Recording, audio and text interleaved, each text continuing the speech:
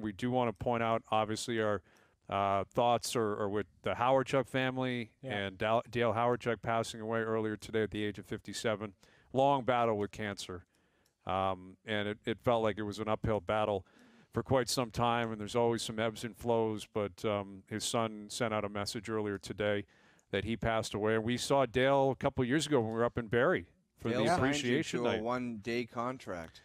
Yeah, and what was so funny about that was he was clearly, like, he had better things to do. They had a game that night, and he was nice enough to come and come on the show with us, and he's like, what am I doing here? Like, here, go ahead and sign that. Like, he was really cool about it, but he clearly had other things on his mind, as he should have, and that was a really cool moment, just getting to sit down with Dale Hawerchuk and talking about, the Colts and his Hall of Fame career, and like, I don't know about you guys, but when I grew up, when I thought of the Winnipeg Jets, I thought of Dale Hawerchuk. That's like, it. That I was the guy. I used to use his sticks growing up. Louisville TPS. There was a Hawerchuk, an Eiserman, and a Francis model. It was awesome. Like, he was just a legend. Nicest guy you'll ever meet. Yeah, the nicest. I made I'm not lying, one of the best saves of my whole life, my whole career, on Dale Hawerchuk. I'll never forget it. He shot it into my glove, and I did a Statue of Liberty. Like, I ripped that out of the air. Nice. Like, it was, I'll never forget it to this day,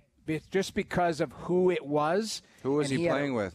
He was playing with Buffalo. We played a neutral site game, an NHL regular season neutral site game at the Target Center in Minneapolis versus the Buffalo Sabres. We tied 2-2. Hawerchuk had a one-timer from the hash marks, and I just somehow it went in my glove.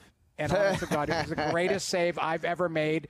Like, and I'll never forget it. The scary part about it is we tied 2-2, and Hasek was the best player on the ice. It was gross how good he was. I remember being at the other end thinking, like, this guy is such a good goalie. But Hawerchuk is such a legend, and I'll never forget that save. Like, that was early in my career. It was 1994 or something. Yeah. And I remember it like it was yesterday.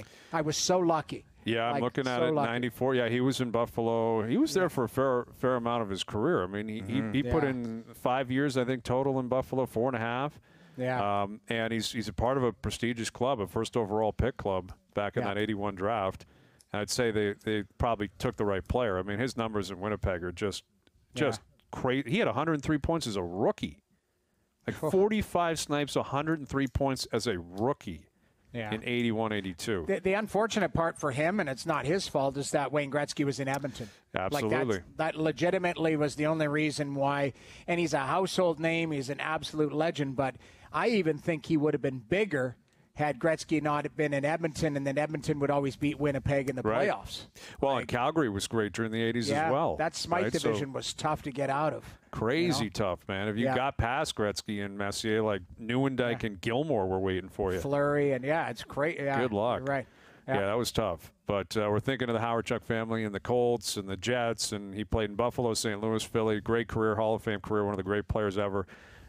Started the 2-on-1, 87. Gretzky to Lemieux. He won the draw. And imagine that threesome out there. Hawerchuk, Gretzky, and Lemieux to close a game out at Copps Coliseum. Yeah. That'll work. Pretty good coaching, I would say. I think that was Mike Keenan.